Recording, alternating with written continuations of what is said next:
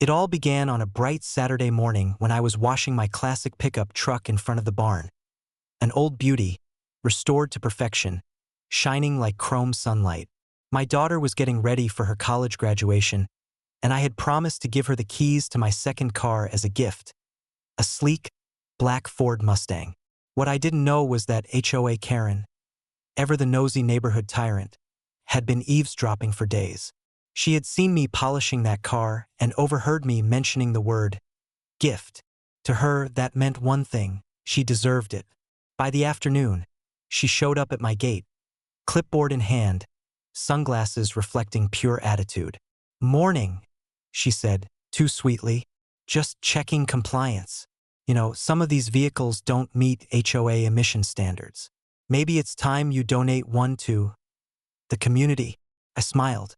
"Karen, I don't think you understand how private property works." She gave a smug little laugh. "We'll see about that." That night, while my daughter and I were decorating the ranch barn for her graduation party, I heard the growl of an engine outside. I ran to the porch, and there it was, my Mustang, backing out of the driveway, with Karen behind the wheel. I sprinted toward her shouting, "Karen, stop that car!" But she floored it, kicking up gravel as she tore off down the road. I didn't even bother chasing. I just pulled out my phone and tapped into my vehicle's GPS tracker. One of those smart systems that not only tracks the car, but also records internal audio and automatically locks the doors remotely. Within seconds, I had her on my screen, turning down Main Street. I hit auto lock and then call sheriff. 15 minutes later, Sheriff Collins himself called back, chuckling. "You're not gonna believe this," he said. "Your Mustang's parked in front of the high school. Woman inside says she's test driving it for her son." I grinned. "Hold her there, Sheriff. I'm on my way." When I arrived, the scene was almost cinematic. Karen was sitting inside the locked Mustang, tugging at the door handle, red-faced, shouting at the officers outside.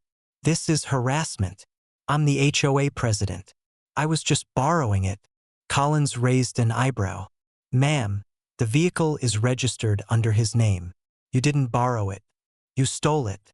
Karen pointed dramatically at me. "He said he was giving it away." I crossed my arms. "To my daughter, not to you."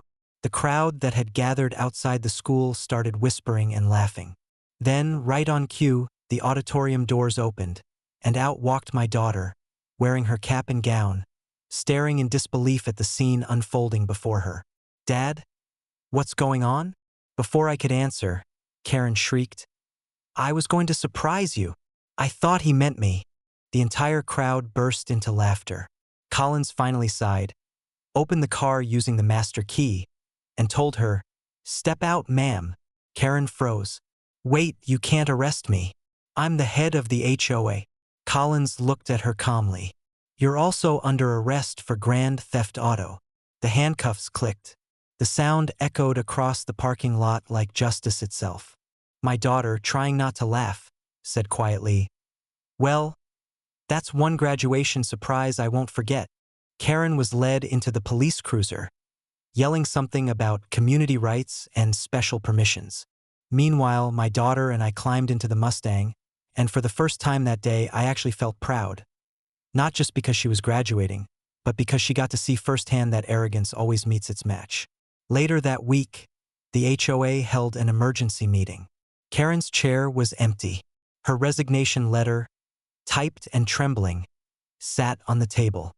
She claimed health reasons, but everyone knew the truth. The court later ordered her to pay damages for attempted theft and misuse of property. Her name became the cautionary tale whispered at every barbecue and neighborhood gathering. Don't pull a Karen. Months passed, and peace returned to the ranch. The Mustang still gleamed proudly in the driveway, and my daughter, now working with the county's legal office, sometimes joked, "Dad, if I ever need to teach a case about theft by entitlement, I'll just use her as Exhibit A." I just laughed, leaned back in my chair, and watched the sunset over my land. Because on this ranch, there are 3 simple rules. Respect property, don't mess with family, and never, ever steal from a man who knows how to track his own car.